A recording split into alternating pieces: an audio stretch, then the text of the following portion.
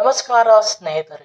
ಕಳೆದು ಕೆಲವು ವಾರಗಳಿಂದ ಭಾರತದ ರಾಜಕೀಯದಲ್ಲಿ ಅತ್ಯಂತ ದೊಡ್ಡ ಚರ್ಚೆಯ ವಿಷಯವಾಗಿರುವುದು ಸಿಜೆಪಿ ವಿದ್ಯಾರ್ಥಿ ಪ್ರತಿಭಟನೆ.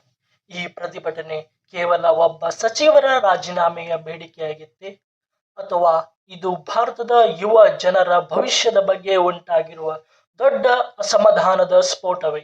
ಇಂದು ಈ ವಿಡಿಯೋದಲ್ಲಿ ಯಾವುದೇ ಪಕ್ಷದ ಪರ ಅಥವಾ ವಿರುದ್ಧ ಮಾತನಾಡದೆ ಲಭ್ಯವಿರುವ ವರದಿಗಳು ಮತ್ತು ದೃಢೀಕೃತ ಮಾಹಿತಿಯ ಆಧಾರದ ಮೇಲೆ ಸಂಪೂರ್ಣ ವಿಶ್ಲೇಷಣೆ ಮಾಡೋಣ. 2026ರಲ್ಲಿ ನಡೆದ ನೀಟ್ ಪರೀಕ್ಷೆಗೆ ಸಂಬಂಧಿಸಿದ ಪ್ರಶ್ನೆ ಪತ್ರಿಕೆ ಸೋರಿಕೆ ಮತ್ತು ಪರೀಕ್ಷಾ ವ್ಯವಸ್ಥೆಯ ಮೇಲಿನ ವಿಶ್ವಾಸ ಕುಸಿದ ಹಿನ್ನೆಲೆಯಲ್ಲಿ ದೇಶದ ವಿವಿಧ ಭಾಗಗಳಲ್ಲಿ ವಿದ್ಯಾರ್ಥಿಗಳ ಅಸಮಾಧಾನ ಹೆಚ್ಚಾಗತೊಡಗಿತು. ಅನೇಕ ವಿದ್ಯಾರ್ಥಿಗಳು ನಮ್ಮ ಪರಿಶ್ರಮ ವ್ಯರ್ಥವಾಗುತ್ತಿದೆ, ಪರೀಕ್ಷಾ ವ್ಯವಸ್ಥೆಯಲ್ಲಿ ಪಾರದರ್ಶಕತೆ ಬೇಕು ಎಂಬ ಬೇಡಿಕೆಗಳನ್ನು ಮುಂದಿಟ್ಟರು. ಈ ಹಿನ್ನೆಲೆಯಲ್ಲಿ ಸಾಮಾಜಿಕ ಜಾಲತಾಣಗಳಲ್ಲಿ ವೇಗವಾಗಿ ಬೆಳೆದ ಸಿಜೆಪಿ ವಿದ್ಯಾರ್ಥಿ ಚಳುವಳಿ ರಾಷ್ಟ್ರಮಟ್ಟದ ಪ್ರತಿಭಟನೆಯಾಗಿ ರೂಪುಗೊಂಡಿತು.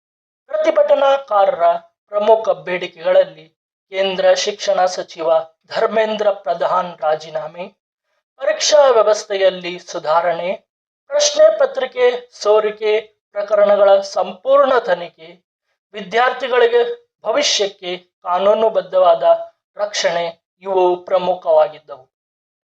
ಪ್ರತಿಭಟನೆ ಜಂತರ್ ಮಂತರ್ ಸೇರಿದಂತೆ ಹಲವು ಪ್ರದೇಶಗಳಲ್ಲಿ ನಡೆಯಿತು. ಸಾವಿರಾರು ವಿದ್ಯಾರ್ಥಿಗಳು ಭಾಗವಹಿಸಿದರು.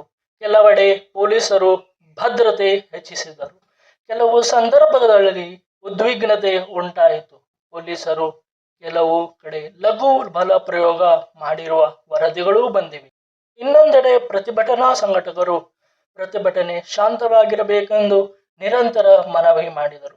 ವಿವಿಧ ವರದಿಗಳಲ್ಲಿ ಕಲ್ಲು ತೂರಾಟ ಹಾಗೂ ಪೊಲೀಸ್ ಕ್ರಮಗಳ ಕುರಿತು ಪರಸ್ಪರ ವಿಭಿನ್ನ ಆರೋಪಗಳು ಕಂಡುಬಂದಿದ್ದು, ಅವುಗಳ ಬಗ್ಗೆ ವಿಭಿನ್ನ ಪಕ್ಷಗಳು ಬೇರೆ ಬೇರೆ ಹೇಳಿಕೆಗಳನ್ನು ನೀಡಿವೆ.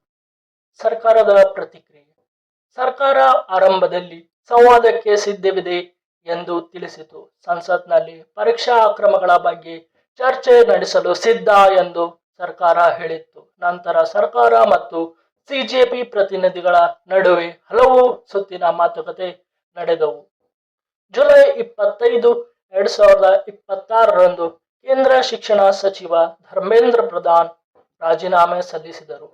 ಅದರ ನಂತರ ಸರ್ಕಾರದ ಶಿಕ್ಷಣ ಸಚಿವಾಲಯದ ಹೆಚ್ಚುವರಿ ಹೊಣೆಗಾರಿಕೆಯನ್ನು ತಾತ್ಕಾಲಿಕವಾಗಿ ಮತ್ತೊಬ್ಬ ಸಚಿವರಿಗೆ ನೀಡಿತು.